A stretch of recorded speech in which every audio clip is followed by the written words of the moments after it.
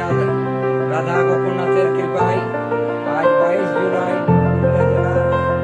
হরিয়ানা গ্রামে কলকাতার গোকুল ফাউন্ডেশনের পরিচালনায়